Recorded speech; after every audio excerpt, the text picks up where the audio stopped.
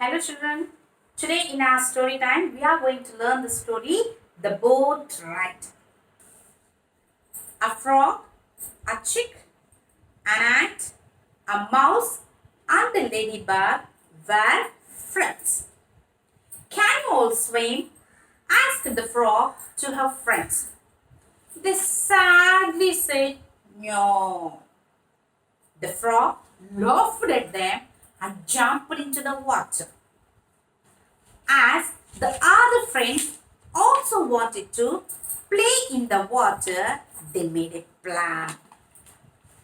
They worked together and made a boat with a straw, a thread, a wood, a leaf, and put the boat in the water and board it.